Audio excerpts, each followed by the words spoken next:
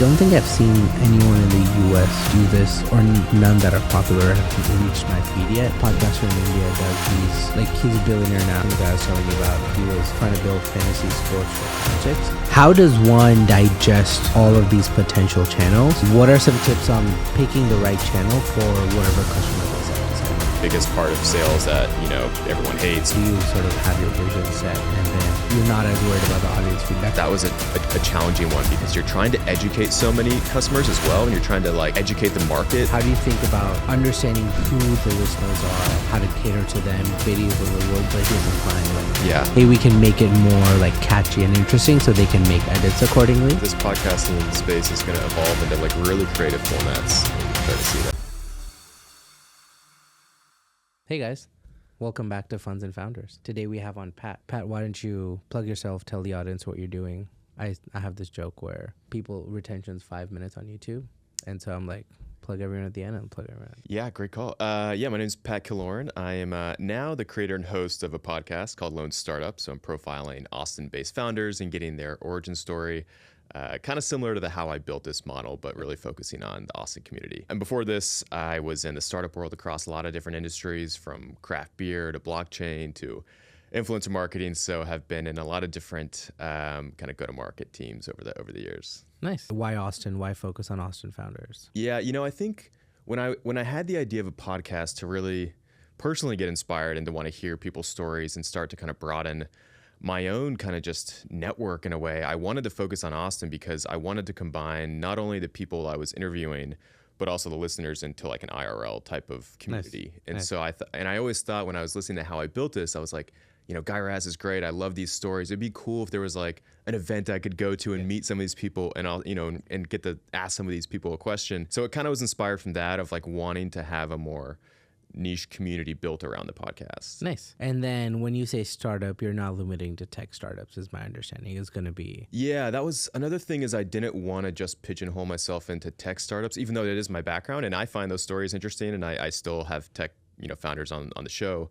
But I also love hearing about industries I know nothing about. I think it's super interesting to hear about business models I haven't even thought about before, industries I knew nothing about. And so I like hearing those stories as well, just to kind of get a well-rounded, representative perspective of different Austin founders. Off the top of your head, what's the most interesting thing you've heard so far on the podcast? Probably the guys that started, the two brothers, Marshall Thompson and his brother, that started CanWorks. Okay.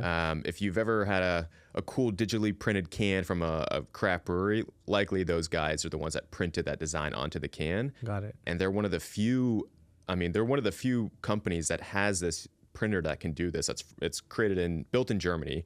They got to ship it over here, and it's one of 4 printers that can actually digitally print onto a spinning, cylinder object at a very high rate, and does these really high quality artwork onto these cans, and they're killing it. I mean, they're doing really well now. They've moved, that 4 or 5 locations now, and it was just a fascinating business model, and one that I kind of knew a little bit about because I worked in the beer industry, and I saw all those shrink wraps on those cans that you could just peel off.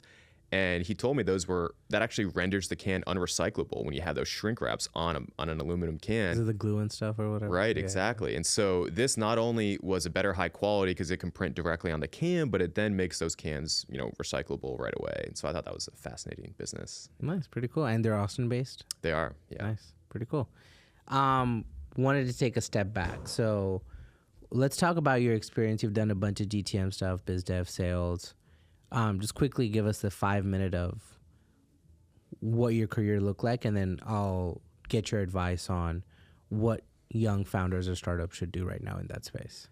Yeah, so when I first moved to Austin, it was for the beer industry, and I was not surprised. Yeah, and I was working for, it really was a media company called The Chive that's still around. You might have heard of it, and they were creating a beer, kind of a side beer company that was attached to the media brand. And so I was kind of responsible with creating really the brand and the marketing engine behind this new beer company. And it was quite the experience. I had to learn the entire alcohol industry, the 3-tier system with distributors and wholesalers. And we spread to all 50 states within about 18 months. It was the fastest growing craft brewery to ever exist because we had this powerful media company behind us.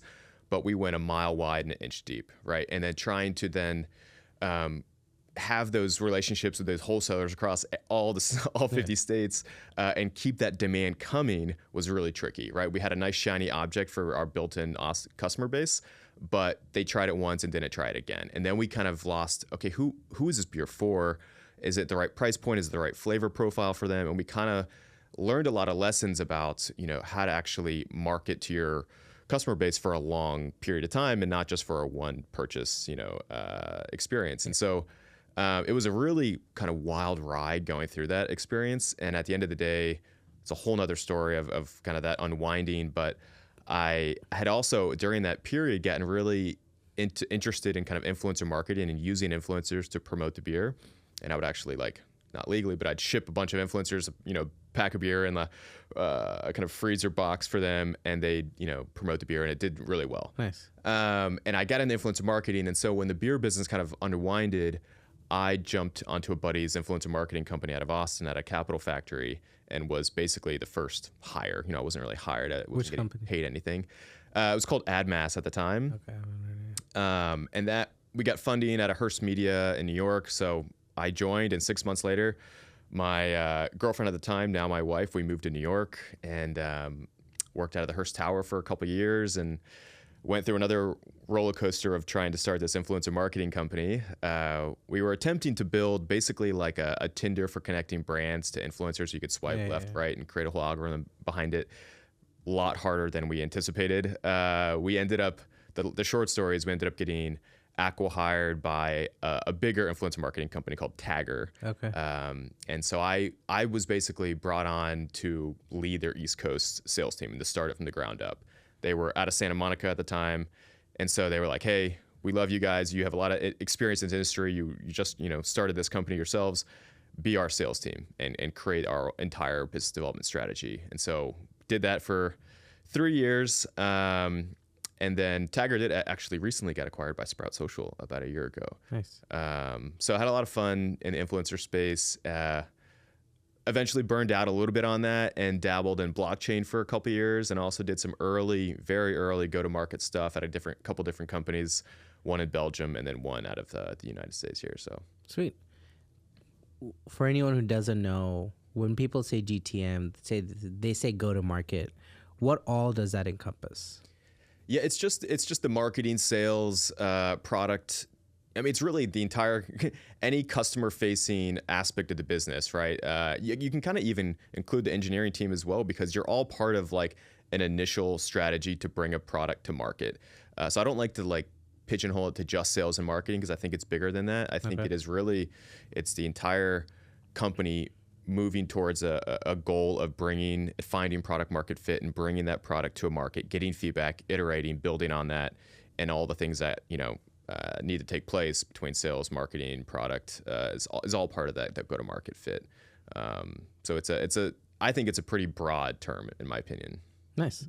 So for anyone listening who's starting up a company, whether tech, non-tech, someone early in their journey, they've sort of found product market fit. Let's walk through a scenario what's your 80-20 on how should they approach building a sales team, doing go-to-market, and then let's just talk through sort of your tips and advice in that scenario. Yeah, I mean, I think the first thing to think about is, who do you want to actually sell to, and at what point do you want to sell to? Are you going to go enterprise? Do you need to go to enterprise to hit a certain revenue goal? When does that need to be? Because I think the mistake I see too often is a lot of companies, they find product market fit, and then all of a sudden they slap on a really high revenue goal for the next year. And to hit that revenue goal, they have to go enterprise. Yeah. But they don't really have the infrastructure to go enterprise. Yeah. And not just infrastructure, meaning they don't have an enterprise sales guy.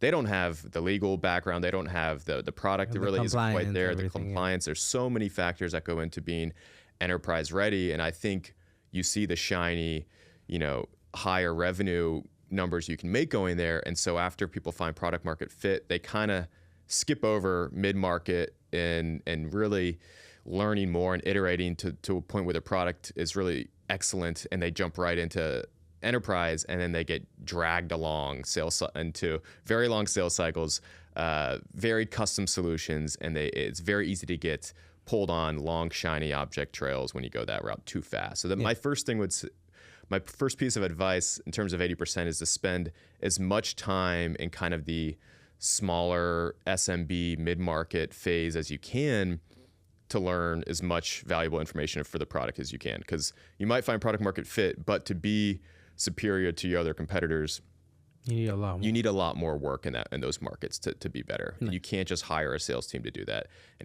And once you go that route, it gets very pricey having that headcount on there to have a team that can even support that. So if I was a scrappy founder, I'm in this SMB mid-market game, how do I approach sales for the first couple quarters? Do I go hire? Do I do it myself? Do I add on an agency? Like, what are my options? What do you recommend? What's a good path to go down over here? Yeah, I mean, you do it yourself to a point where you kind of figure out a little bit of the motion of what the sales process is like. Like, you need to really understand that as a founder. I think it's important that you go through that process. And if you're not a really good salesperson, that's just not your thing, that's okay. Hopefully somebody on the founding team that can kind of be there to help at least like do those initial 5-10 customers and get those in the door. From there, you do need to find kind of a special, unique skill set. You need to find somebody that can be kind of a player coach, somebody that is okay coming in for, maybe less pay, but they're passionate about the industry. Yeah. They have some sales experience, but they're not too, say, seasoned where, they're not used to getting rolling up their sleeves and getting their hands dirty. You need somebody that can really get into the grunt work of getting, your Salesforce or your HubSpot set up, right? And like going through the motions of your initial pitch decks and spending hours on that. Like, you need somebody that can get in there and do some of that dirty work, who could then also potentially grow into your sales leader, and be somebody that would help bring in other people to build out that team. So that's a tough hire, but they are out there, and there are people that are, kind of in the middle of their sales career that are looking to take a more risky, high growth bet, right, on a startup. And so there's people out there. You just got to kind of find out. You got to find them, and it's a little tricky. Yeah. You mentioned a lot of tools. You mentioned Salesforce, HubSpot, CRM. One of the questions I had was, what is the minimum amount of infrastructure I need to go down this path? And then what are my important metrics or I don't want to use the word KPIs, but what are the things I should be focusing on when I'm looking at this infrastructure? Because there's so much within a sales pipeline of how many leads, top of funnel, am I converting, not converting, where are they? Like, there's so many things, and I feel like so much out there. What's the 80-20 of like, use these tools or something similar and focus on these 3 or 4 metrics? Yeah. It's funny. I was recently consulting for a company, and I immediately went to HubSpot because I think it's a lightweight, easy CRM to use for somebody who's not quite ready for Salesforce. So that's kind of always my go-to recommendation. And then I kind of got into their tech stack, and they were using Notion for a lot of stuff, right? And I'm not a Notion expert. I'm trying to get better at it.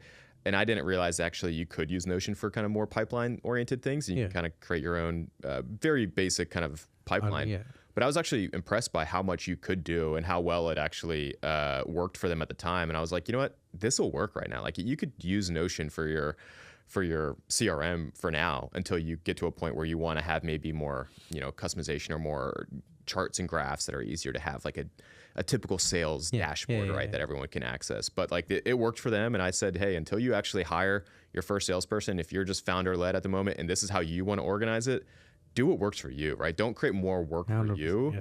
Just like, if this is how nice and easy for you, like that, then that's fine. No need to complicate it. In terms of metrics, I think it is important to kind of understand where things fall off in the pipeline process. So without getting too into like, specific metrics, I do think just having clear, in contact, meeting set, proposals sent over. Like how many proposals are actually coming to fruition from those meetings? Makes sense. And proposals only get sent when they want it to be sent, right? I hate when people say, oh, well, I sent a proposal over to the guy. I got 10 things in my pipeline that look good. It's like, you just sent it to them. They weren't really ready for it. They didn't ask for it. You guys didn't really talk about pricing. So I do think the thing for maybe a founder that's doing it for the first time to think about is how you truly qualify that lead before you actually send them any sort of pricing. Yeah. And making sure you go through that checklist of seeing, these are the 5 things we want to check off. Then I will send them a contract. So seeing how many people go from that meeting to that actual qualified, proposal sent, that's a good metric just to keep an eye on. I like that. Yeah. And then I feel like another thing to mention there is really understanding who you want your ICP to be for that motion, right? Mm-hmm.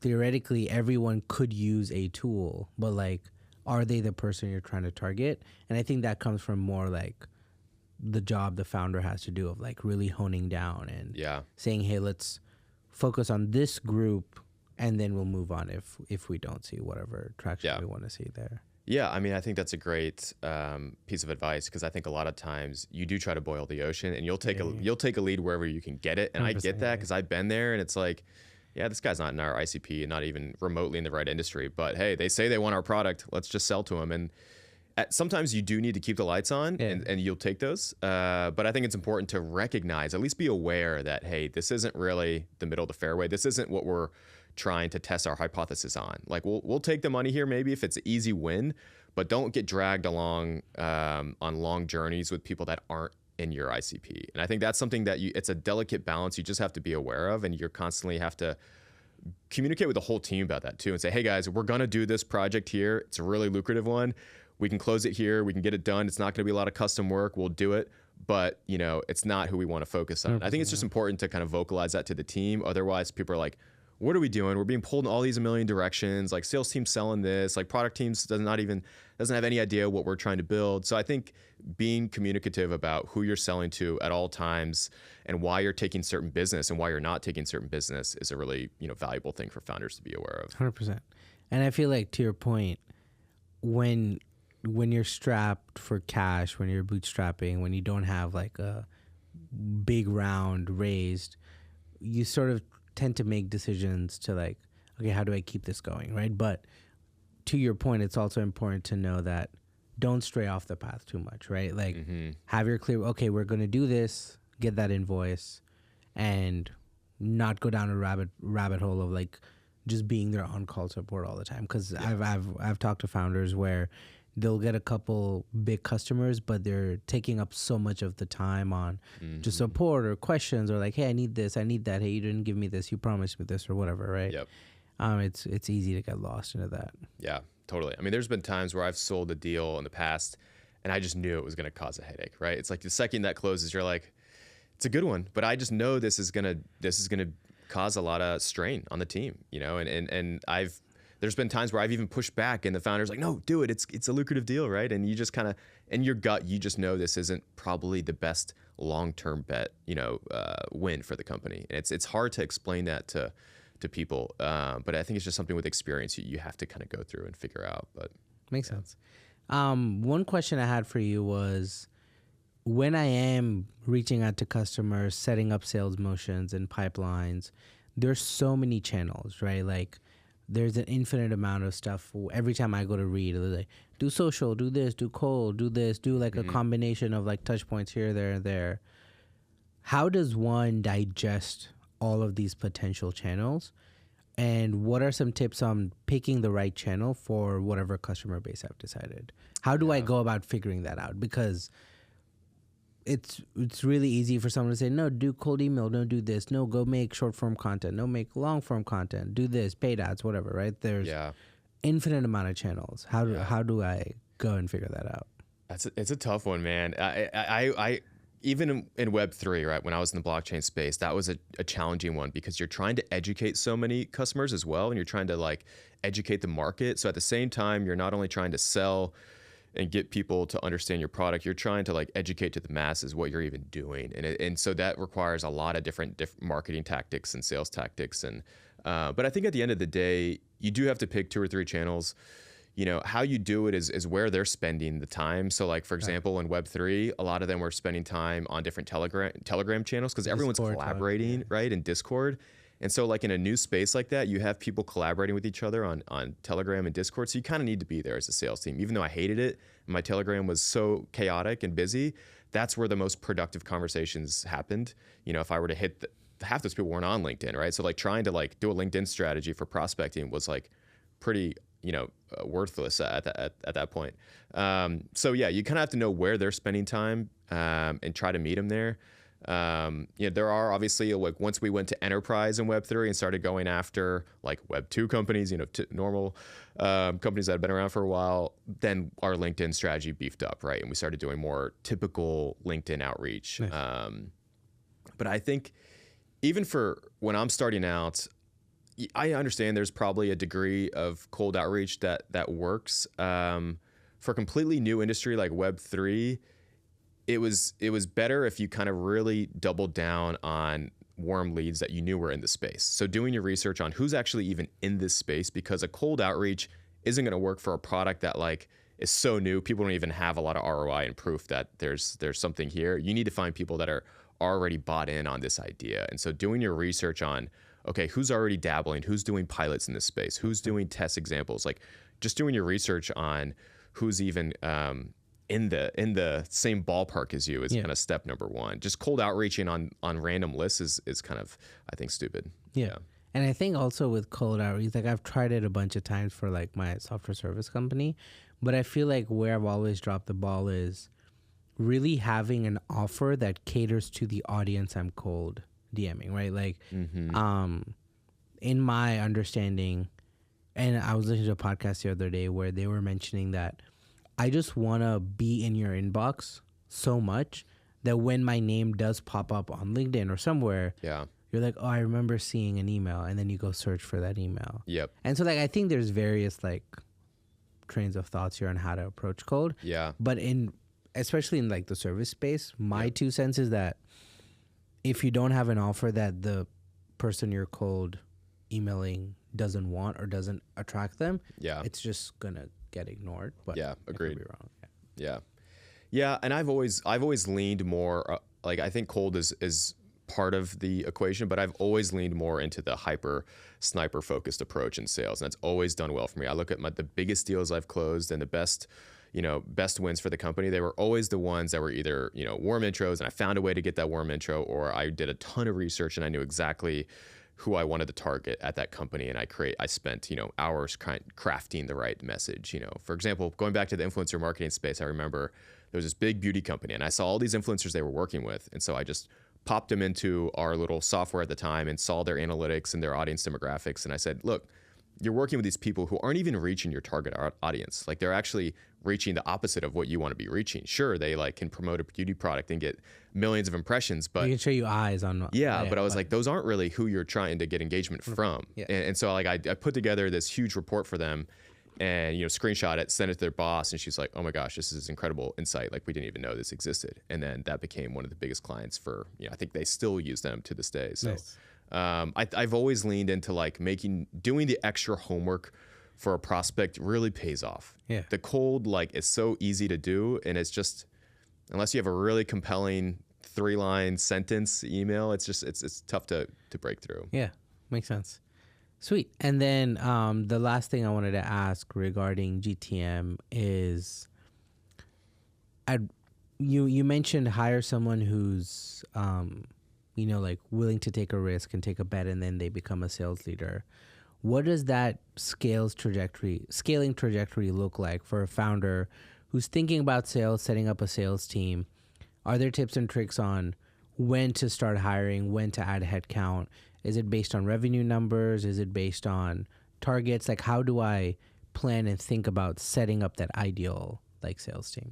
Yeah, I mean, I think it does come back to revenue. I think you have to be super mindful of your runway and your cash. And so I think you need to kind of think about at what point, can we even afford to bring on a salesperson? There will be times where you have to kind of make that bet ahead of the curve, hoping that you kind of hit a certain revenue targets. And I think you can definitely balance that. But I think it all comes down to your revenue goals and targets and the different milestones you start to hit there. Because if you can't even bring in, say, 10,000 on your own as a founder, you're going to struggle just jumping straight to a sales guy to try to bring in 100,000, So I think you do need to come up with your own initial goals based on revenue.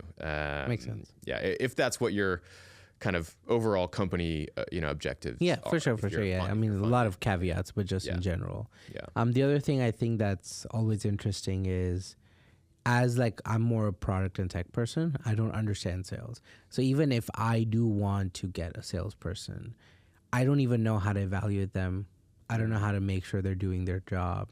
I've hired and fired a bunch of sales and biz dev people because either I don't understand and I'm not able to give the right direction, or I'm just relying so much on them that they're just not delivering. And I've just left too much to. But again, to that point, it's something I'll have to learn at some point. But I feel like that's, from my point of view, if I was a tech founder, I would be very afraid of hiring a salesperson if I don't understand that role. Yeah. How do I hire someone to be successful in that role, right? Yeah.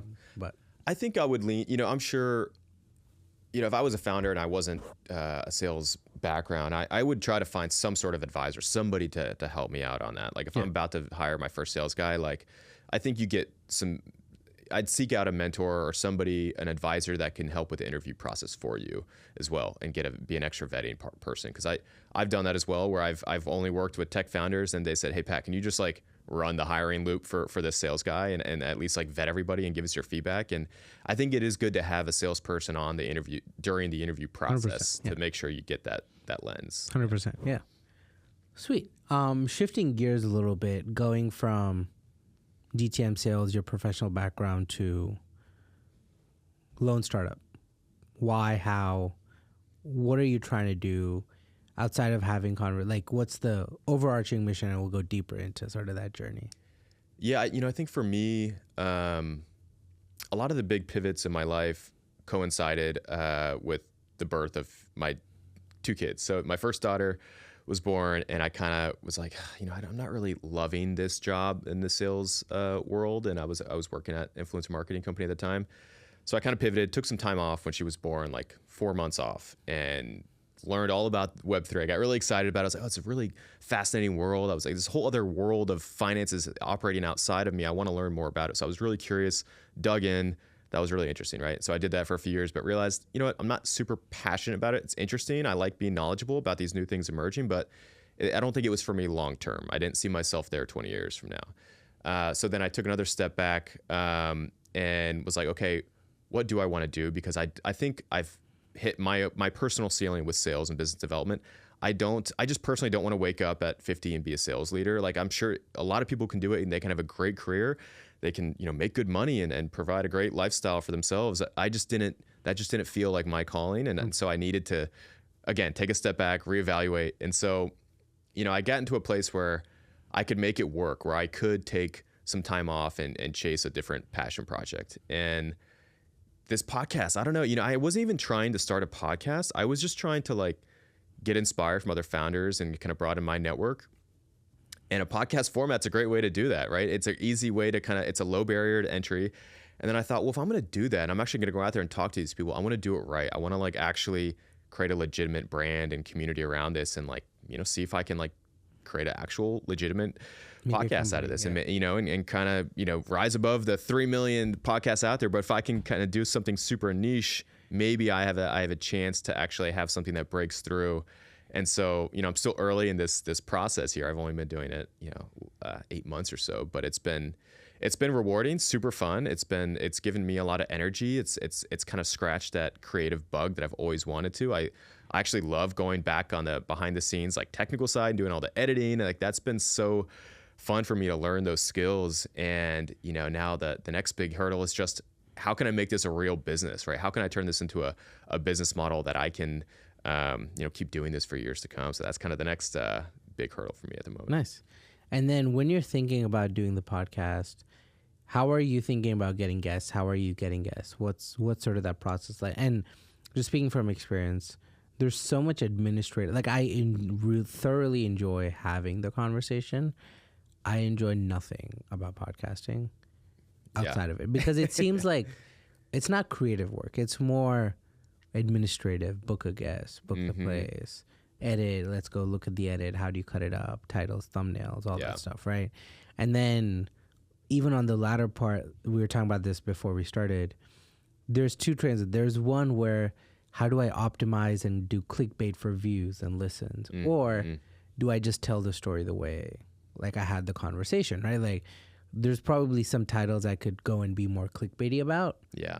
But do I want that? Not want that? I don't know. I haven't made a decision. But like, how do you think about this whole process? What's been some ups and downs in the journey of getting this up and running? And yeah, you know, surprisingly, getting people on the show isn't the hard part, and maybe you can relate to that. Like if people want to talk about themselves, people want to tell their story. So I've actually had pretty good success rate. Like I was running my own pipeline numbers the other day. Like, and we talked about cold outreach for podcasting. Cold outreach is actually pretty effective, right? And so I think I have like a 70% close rate on my cold outreach of getting guests on. So that hasn't been the hard part. Like you're saying, that the post interview stuff is a little monotonous and it is a lot. And I'm not tech savvy enough to have some cool, AI agents like you to really automate some of that. So that has been a little bit burdensome, but also that goes back to my sales background, all that administrative stuff of like the follow-ups, the scheduling, like that I can kind of do that. And like that, it doesn't really bother me too much. Like the scheduling part of things and being organized on that, like that was all that's the biggest part of sales that, everyone hates, but like you have to do. You have to be on top of it. You got to be on top. You got to manage your pipeline. You got to do the follow-ups. You got to build those relationships long-term. And so that part actually don't mind because it's kind of comes pretty natural for me. The editing part is a little tricky. It's new. It's complicated. I am still trying to, I'll be transparent. I'm trying to monetize the podcast, right? And that is the harder part of this process is now. I kind of came into this thinking, hey, I got a decent sales background. I feel like I can do a pretty good pitch if I get, put into a meeting room. But it's challenging because podcast is still pretty new to some people that haven't advertised on a podcast before. And I'm like very, grassroots here, like early days. It's not like I've been around for 5 years and have a huge following. So it makes it that much harder for my sales pitch to kind of get them to buy in on what I'm doing, which is, hey, let's do a really cool IRL plus digital ad experience, right? Like you come to the events that I'm hosting and you're going to be on these, these ads on the podcast. It's a new concept to kind of pitch. So that's been the biggest hurdle is just, how can I get some partners to really buy into this vision that I'm building right now? And I would say I haven't put in a lot of effort, but I would rather have 3 to 4 partners for a year to promote on the podcast and really like say, hey, I like these guys versus doing ad slots on a per episode. It's just so much work to totally. And I have gotten feedback that people do appreciate that, and that I've that's been my thesis is like, hey, I want to have 2 or 3 partners for this next season. That's it. Like I'm not looking to dynamically stitch in ads per episode like you're saying. And the feedback has been that's amazing. We're trying to, because sometimes we advertise on a podcast and we have no idea who we're talking to or who our point of contact is in this company, and so it definitely makes it feel more personal. So that has been my approach, and so I'm kind of crossing fingers that a couple partners that are interested do come on board next season. Nice. And I think if you're focused on Austin, it'll be easier to get Austin focused brands to like work through that. But no, I like that. What are you thinking with the seasons? What are you thinking with Lone Startup? Do you want to make it a more media company? You talked about community, IRL stuff. What's your long-term vision there? Yeah. I got a lot of different ideas. I think one thing I'd love to do is take the format outside of the studio and have it be a little more on-site and hands-on with the different people I talk to, right? Like, for example, I would love to do something like Upflip. What's that? Upflip is a YouTube podcast where he basically will find these people running businesses, right? And he's like there's a coffee shop episode, and they're in the coffee shop. They go to the roastery. They're talking about the business and the life and how he started. Yeah. While like being in the space that he does that. Yeah. And so like it's just. I love that. Yeah. But I have seen somebody. Maybe that was who I saw on YouTube the other day. Yeah. But I do like that. I like that kind of more in their own environment type of conversation. I think that'd be kind of cool to mix in. I still think there could be a component of going to a studio, having a conversation, and then doing a little more hands-on with whatever they're doing and you know, in their real job. But I think that could be a cool format to eventually move towards at some point. That, as you know, just takes a little bit more time and money to do, to you know, pull off kind of a multi-site kind of shoot like that. So that's in my short term. Hopefully the next year, like dabble, experiment with that. Long term, I don't know. You know, I do want to at some point experience what it's like to be on the other side of the startups and actually investing and helping some of these companies grow. And I don't know what that looks like, if it's you know, a version of a incubator or accelerator program that, you know, after hundreds of episodes, there will be a large network of people who's been on the show that's all in Austin. And I think there could be something really unique and powerful about that. And I don't know if that takes its form in some sort of, you know, community of potential investors or what, but that could be fun to explore what that could be too. Yeah. I don't know who, you know, Mark Nathan, right? Yeah. I was at one of his open coffees last time I was in town, and we were talking about just random event ideas, and someone brought up like, hey, we should do a Shark Tank for advisors. So like, instead of people pitching like giving you money, you have like a GTM person, a salesperson, a lawyer, a service, a tech, or whatever, and like a startup is pitching them, and then they choose to like give them consulting for like advisory shares or whatever. Like, that's cool. Yeah, some exchange of like, I love that. Because I think it's really, some really good consultants are very expensive. Yeah. Right. And so like, how do you pick that? And then to our earlier discussion, if you don't find the right person, right advisor, right mentor, it could just be a waste of money at that point, right? And just even just a sounding board for like 1% advisory shares is still a lot better than, hey, let's spend 20, 30, 40, 50 grand on this person for 6 months and it goes nowhere. Yeah, totally. So it's random. When you I think that's a great idea. An event.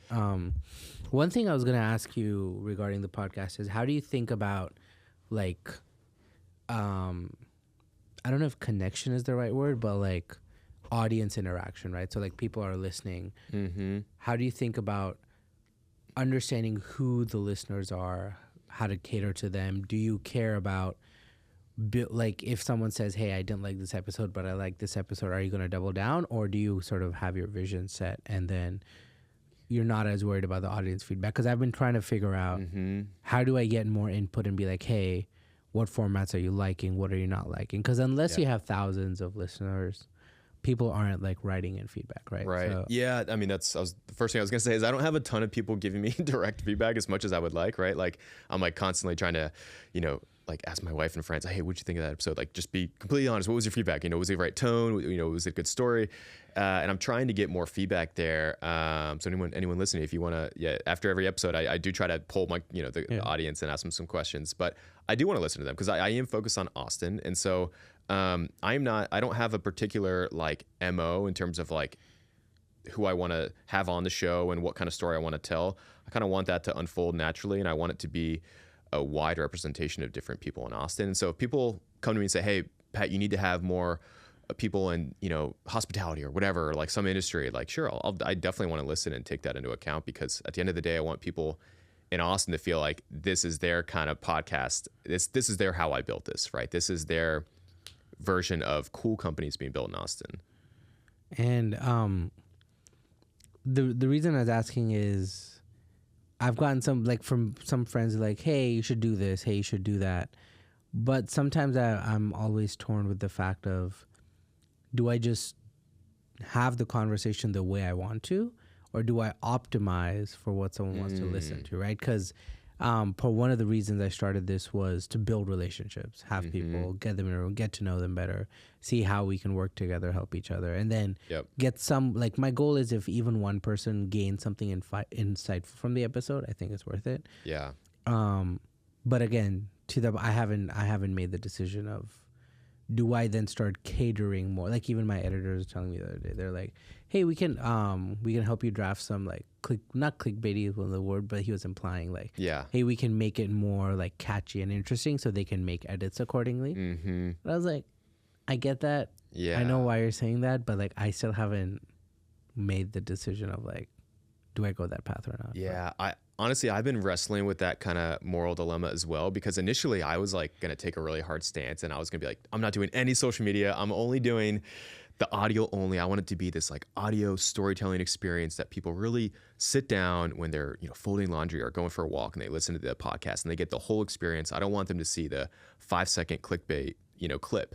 And I've already contradicted that, because to a degree, you have to build an audience somehow, and people are on social media. So I'm trying to meet them there, but I'm trying to balance that line, like you're saying, of like, I don't want it to be clickbaity. I do want to like tell the story the organic, natural way that it should be told, without kind of, sensationalizing a certain one word they said, one sentence they said, and making that the whole, topic, right? So it's definitely a balance, and I'm trying to skew away from that as much as I can, while still preserving the stories. Yeah. So it's there's an interesting podcast I'll send you. I think it's audio only. It's called Ologies by something. Mm-hmm. Oh yeah, my wife loves that. Okay, yeah. So one of my managers sent me that, and then she was saying the whole thing with that was I think the coffee episode, because I'm really into coffee.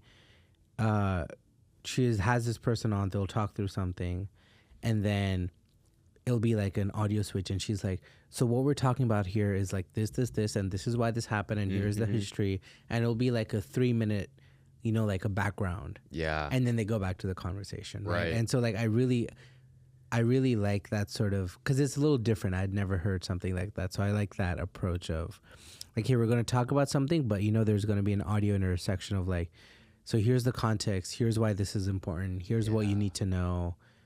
And then they go on to whatever. Yeah, that's smart. That's great. I'm actually reading Smart Brevity right now, the guys that started Axios, and that's really at the crux of what they do. It's like why it matters, right? And then they like spell it out for you, like why you should care about this. And if you want to dig deeper. Here's the other additional context. Yeah. And I've been actually subtly trying to structure some of my promotional stuff in that way to like really be concise, not drag on but really be sharp about what should you get out of this episode? Why is it important? And so I think, interweaving that into the actual episode itself like that is that's creative. Yeah. Chris Williamson is? Mm-hmm. I was listening to one of his podcasts, and he talks about how he wants to do like a VR format. Have you seen his like 4K series where he's in front of a 3D wall? No. So he has a series, I think he went out to like some warehouse in Austin that has a really large 3D LED wall, not LED, but like a screen. Yeah. And I think he has Tim Ferriss on a couple like banger episodes, but the whole background is moving with the camera view. Oh wow. So it looks like you're actually like, I think it was like a Roman Greek background. Oh, like interesting. Yeah. I don't remember the exact background, but he had chosen a background based on who the guest is and something that meant something to them. And so it looks like they're actually there, because all camera angles have this 3D, and the 3D view is not still. So like if the camera moves, the 3D view cool. also. So that's like different formats, right? Yeah. And then I think he's talked about once wanting to do a full VR episode where he basically like someone can have VR goggles and basically sit right next to them. So like he'd have like a 3-4 person table set up. And I don't think I haven't seen this yet, but he talked about wanting to do something where you could just put on VR, you could sit and feel like you're in the conversation with them. Interesting. So just like interesting formats. Cool. Yeah, there's like a lot. consume. I feel like this podcasting space is going to evolve into like really creative formats, and we're starting to see that right now. There's a podcaster in Austin, Danny Miranda. I think I saw one of his episodes where he's on the top of some hill with someone. Like he's just sitting 2 tables, a chair, took like lav mics, and he's just in nature atop of some hill. I was like, it's just super like out there creative formats, because I feel like that also, like being in a studio, camera lights makes a lot of people like nervous, not nervous. I've had a couple guests on who like they're like stuttering, they're like not sure because they've never been in this setting. Just forget about the cameras. Right? So to that point, different formats in your element. Again, meeting them where they are, right, in their natural environment. It makes puts your guard down a little bit. Couple formats I want to try is I want to do like roundtable discussions. I don't think I've seen anyone in the U.S. do this, or none that are popular have reached my feed yet. A podcaster in India does these. Like he's a billionaire now, started like the Robin Hood of India, and now he's like gone into like building personal brand and all that shit. he started up. He's like, all I know is finance, so he wanted to learn other spaces. So he started getting people home. He'd call like EV. He called the who's of EV in India. 6 people around the table, 6-7 hour recording. They're getting food, lunch in between. It's a casual conversation, but he's like, what does someone need to know about EV? Right. And so he's going person by person. And one of his goals is someone who wants to get into EV in India, they understand what to do, what not to do. Yeah. Because these guys have been doing it for 30 years. Yeah. And so like, and then he did a creator episode. He did a fintech. He did a sustainability, something on healthcare, AI. Cool, yeah. And so like he'll pick these topics, get the experts, and just ask them questions because he doesn't know as much about it. And so I want to do something along those lines of like pick a topic, get some people in that space, and just have that conversation of like, what do you do? What do you not do? Right. How do you like? Justin, the guy I was telling you about, he was trying to build fantasy sports for politics, so like super regulated space. He had a lot of challenges with payments and legal, and like he has 3 different lawyers to do different things because of the compliance with doing betting and payment and politics. I'm sure. And so like to that point, building in regulated industries is not very often talked about, right? Because a lot of the content out there is for tech startups, SaaS, B2B, B2C. And so like that's a format I want to play around with. That'd be cool. Well, if we want to have a kind of a betting topic, there, one of the guys on my show, Evan, do you know Kirkham with Outlier? No. It's a sports betting app. It's really cool. Okay. But yeah, he's definitely navigated a lot of those challenges as well. And so like I don't know when and how I'll be able to do this, but at some point. But I really the 2 things where I think I mentally block myself with formats is I want it to be the best possible that I could do it. I don't want it to be like a scrappy room with like bad video. Yeah. If I'm getting people for a 4-hour session, I want it to be like well produced. Yeah. But I need sponsors for that, or I just pay. Exactly. So, I mean, to that point. Yeah. Chicken and the egg, right? Cool. Why did you choose to do seasons versus a weekly, bi-weekly episode? Yeah, I don't know. It just felt more organized to me, honestly. Okay. Like even like when I go to different podcasts that I follow, it's just like episode 397, and I just felt like it was an easy way for me to put together like to organize my thoughts, right? Like I wanted to have, my goal was to have 10 episodes to start out as almost like an MVP. So where my head was at is, okay, I need to do 10 episodes. I'm going to just package that into like what I'm calling season 1. And I'm going to see how it goes. See if I like it, see what I want to improve. And it was a way for me to like post-mortem the season. So after season 1 ended, I had a party. I learned a lot. I, started thinking about how I could potentially monetize. And then I started recording, for season 2. And then season 2 is going on right now. Same thing. I kind of have an end date in mind, and I'm going to do probably 12 to 15 episodes this season. And then I'm going to go a little more aggressively on the monetization and increasing, quality where I can and optimizing where I can. And it was just a way for me to like compartment, like put some structure around it. And also it felt easier to sell seasons versus like, buy 5 episodes of advertising. It was just an easier way for me to say, hey, come on board for seasons 3 and 4. And you're going to be with me to the end of 2025. Right. And it was just an easier way to package it up. Nice. Are a lot of the episodes you're having more evergreen, like time is not a factor? Or are there conversations you're having that are like, I got to get this out in the next month or it's going to be irrelevant? Or yeah, I would say 90% are not time bound. It's just kind of the origin story, and it's what's their unique skill set or superpower that's enabled them to kind of create their company. And a couple companies that are maybe younger have requested, hey, can we have this go out this time because we have a big launch? It would be good to have this then.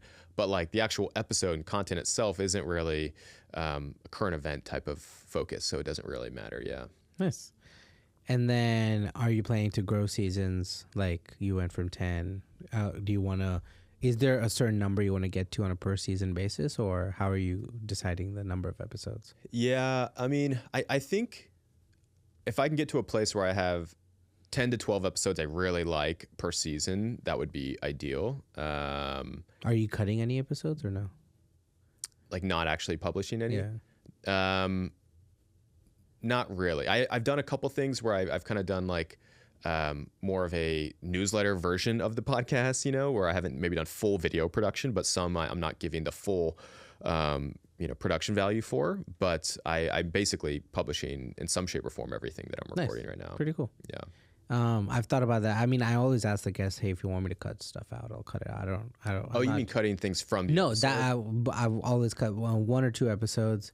I felt like the guest wasn't the happiest with the episode. But I was like, unless you tell me like a hard no, I'm going to like post everything. I'll cut out whatever you want me to cut out. Yeah. But to that point, it's never been, hey, like, let's not post this. Yeah. I have had one guest ask me to not do the episode. I had to completely scrap it. But that was just because, we got into some personal stuff, and it was just not the right time to kind of let that That's go. fine. Yeah. So, yeah. And like sometimes one time a guest was like, hey, can you just cut out that name? Because it sounded like I was being mean to them, but I didn't want to do, because again, out of context, people Totally. get totally out of there. Yeah. Sweet. Towards the end of the episode, I like asking a couple questions, so I'll just do some rapid fire, and then I have a last question for you. What's your tech stack right now? How are you running Lone Startup? What are the tools you're using? Just walk me down. So Notion for just kind of basic organization. So like we were talking about like pipeline, like I am using that for just like my organization on like my production schedule and who I have in the pipeline, and organizing everyone on the show. I'm using Adobe Audition for all my audio edits, because I am dabbling with my own edits myself on some of the episodes. So I like to kind of kick it off there. I have Adobe Premiere now for video, so I'm also doing some edits in Adobe Premiere. And then I have Descript that I'm also, what I like about Descript is I can upload it. Yeah, I can, but now I can do that in Audition. I can kind of do it in Adobe Audition, but not really. I can do some text editing in Adobe Premiere, but I like the way Descript's UI works, so I like to do the text editing sometimes in there first. I also like their AI stuff's pretty good. I think it's pretty, I like how you can kind of pick different formats of, hey, I want to do a YouTube description, or I want to do clips, and it's very easy to kind of navigate that. Outside of that, what else am I using? Those are the main ones. What else am I missing in terms of like big stuff? Where do you store all your files? Just Google Drive. Yeah. I mean, and I have a hard drive on my own, external hard drive that that was a big issue. Hard copies. Footage from here per episode is like 120 gig. Yeah. Because 3 camera feeds. Yep. And I've done 60 episodes now. Yeah. I have all that footage. Yeah. And I don't like deleting raw footage. Right. For some reason. I'm like, I don't know when I'll need it. Yeah. But, at some point, I got to figure out how to do long-term storage, because I just keep fucking buying 2 TV hard drives. It's ridiculous. Yeah. Yeah. I hear you. At some point. Cool. What's your support system? What would you say allows you to go down this path and do what you want to do? It's pretty easy. My wife, she, she's holding down the fort. She's the one with the stable, steady job at the moment, the health insurance, right, for our kids and for us. And she's the one from day one who's been like, just, try it out. We're fine. Like, look at the worst case scenario of what happens if it doesn't work out in 6 months to a year. And is it that bad? Like, she's the one encouraging me to always like look at that scenario and say, take the leap, try it out. And so she's, without a doubt, the main person there. I like that. I do this bit where I'll ask you a last question from a previous guest, and then I'll ask you to give me a question for my next guest. Nice. Let me pull up the question because I forgot. I'll think of a question. Let's see here. Yeah.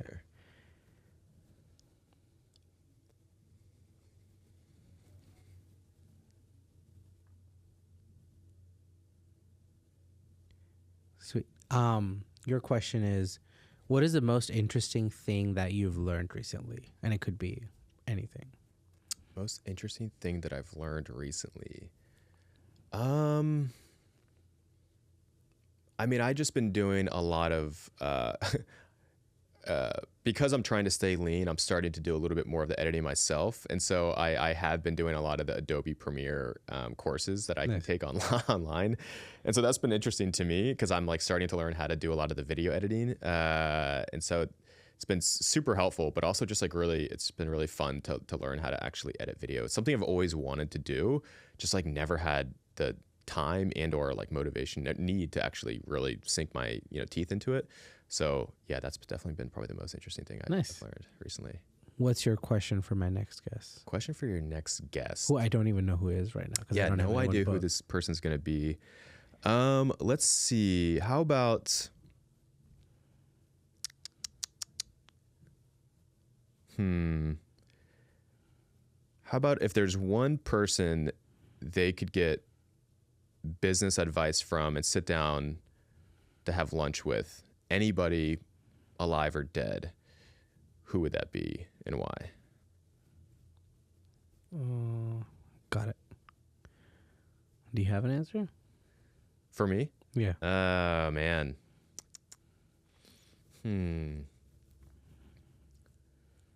I think just because where I'm at right now, trying to, build this podcast and also sharpen my own kind of writing and storytelling skills, like Guy Raz, just because I got a lot of inspiration from how I built this. Like I would love to sit down and have lunch with him and just pick his brain for an hour. Nice. That would be.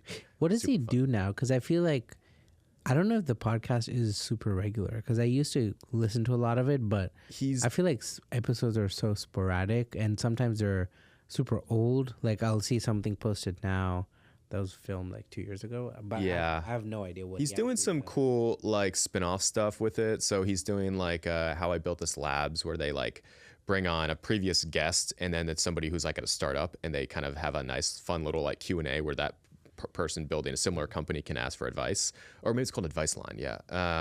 So I know they've been doing a lot of those episodes. He's pumping up his social a lot more. So I think he's trying to have a bigger social presence and build a larger brand around how I built this on social, because it wasn't really that big on social media before.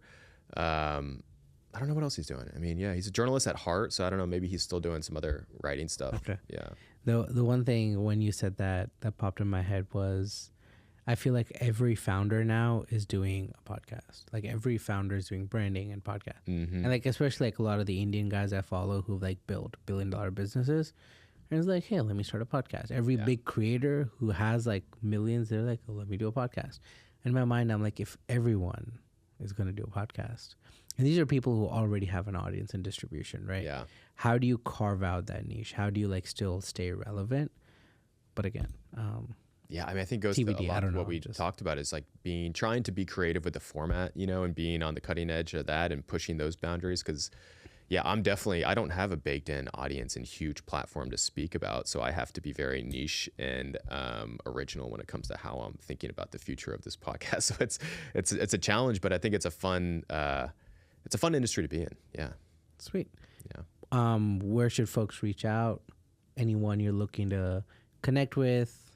Where can they reach out? How can they reach out? And if my editor sees this, put it all up here. Yeah. So, I mean, the website's just lonestartup.com, and that's where you can kind of get links to all the different episodes. But it's on Spotify and Apple Podcasts right now, and also now YouTube. The first video podcast is out. So, is that the one with Chris? No, that was the one with Shelly Neff, Urban Betty founder. Okay. So yeah, Lone Startup on all those platforms. And then if you want to reach out to me with anyone you think might be a good guest or you want to collaborate, I'm just pat@lonestartup.com. Sweet. But thank you for coming on. It's a great conversation. Yeah, thanks for having me, man.